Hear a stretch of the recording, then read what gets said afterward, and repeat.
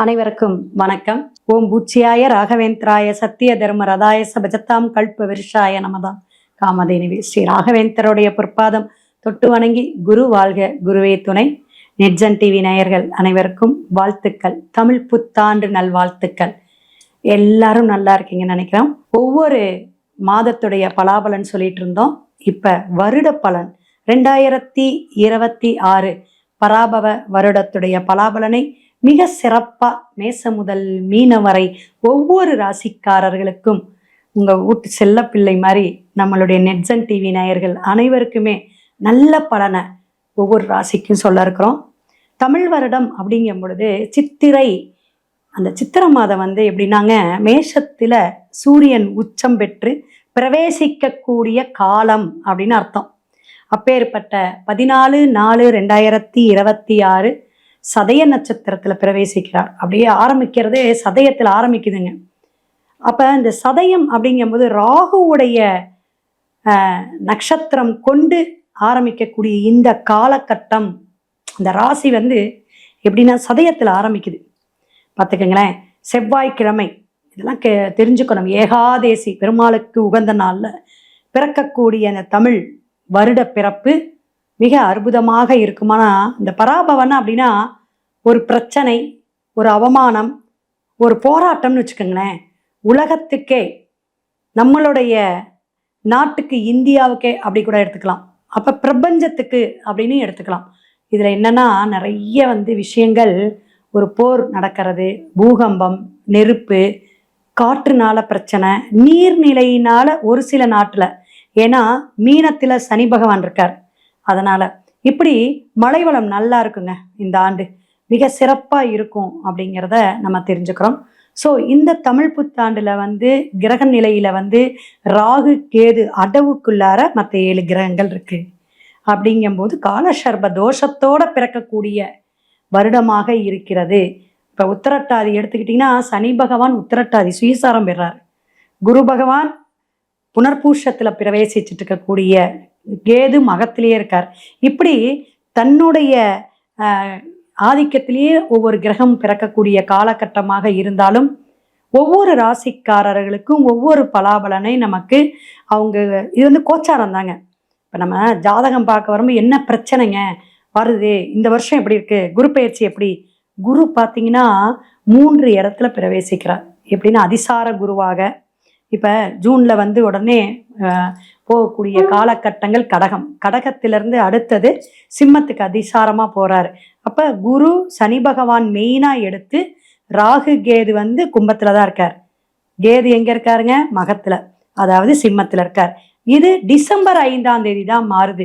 ராகு கேது இந்த வருஷம் கடைசியில மாறக்கூடிய அமைப்பு. இதெல்லாம் வச்சு மேசராசி முதல் நம்ம ஒவ்வொரு ராசியும் பார்ப்போம். வீடியோக்குள்ள போறோம். மிதுன ராசி நேயர்களே எப்படி இருக்கீங்க?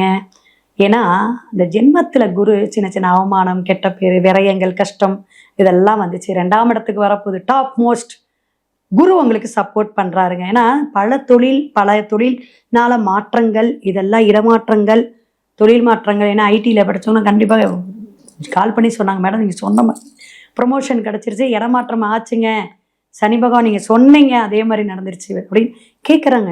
அப்போ நம்ம என்ன கோச்சார கிரகம் எப்படி இருக்கோ அதை வச்சுதான் நம்ம சொல்றோம். இப்ப சனி பகவான் 10ஆம் இடத்திலிருந்து உங்களுக்கு வரக்கூடிய அமைப்பு பல விஷயங்களை இன்னும் சேஞ்ச் ஆஃப் த சஞ்சாரம் பண்ணக்கூடிய அமைப்புல, மீனத்துல இருக்கக்கூடிய குரு, மிதுனத்துல இருக்கக்கூடிய குரு, மீனத்துல இருக்கக்கூடிய சனி பகவான், இதெல்லாம் உங்களுக்கு பல சேஞ்சஸை கொடுக்கக்கூடிய காலகட்டம். எத்தனை வருஷம் நாங்கள் போராடிக்கிட்டே இருக்கோம் மேடம், இந்த வருஷம் நமக்கு விடிவு வராதா, நமக்கு ஒரு மாற்றம் ஏற்படாதா, இப்படியே அலைகடல் மாதிரி போராடி எப்பயுமே ஓயாது. கடல் அலைவோடு ஓய்மா, ஓடிக்கிட்டே இருக்க, எதுக்கு ஓடுறேனே தெரியல அப்படிங்கிறவங்களா ஒரு ஓய்வு கிடைக்கக்கூடிய காலகட்டமாக இப்போ டிசம்பர் 5ஆம் தேதி இந்த வருஷத்துல கடைசிக்கு பார்த்தீங்கன்னா 12 மாதத்துடைய பலாபலன் சேர்த்துனா நம்ம சொல்றோம். அப்போ இந்த கடைசியில நீங்க பார்த்தீங்கன்னா 5ஆம் தேதி ராகு எங்க போறார்? 9ல இருந்து 8க்கு போறார். அப்ப 3ஆம் இடத்துல இருக்கக்கூடிய கேது 2ஆம் இடத்துக்கு வந்துடுறார், கடகத்துக்கு. கேலா யோகம் அப்படின்னு உங்களுக்கு சொன்னா கூட இந்த கடைசியிலிருந்து வரும்பொழுது உங்களுக்கு கடனை கூட ஏற்படுத்தும். கவனமா இருக்கணும். கடன் ஏற்படக்கூடிய அமைப்பு உண்டு.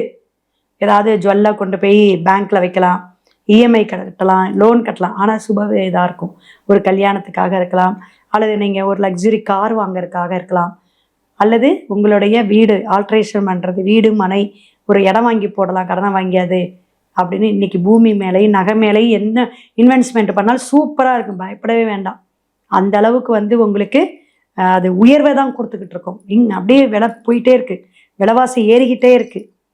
இந்த கம்யூனிகேஷனில் பேச்சுவார்த்தையில் பொது இடத்துல பொதுமக்களிடையே பேசக்கூடிய அமைப்பில் உங்கள் ஃபோன் வந்து ரிப்பேர் ஆகலாம், ஃபோன் விஷயம், கம்ப்யூட்டர் விஷயம், எலக்ட்ரிக்கல் விஷயமெல்லாம் உங்கள் வீட்டில் ஏதாவது பழுது ஏற்படுத்தக்கூடிய செலவுகளை வைக்குங்க.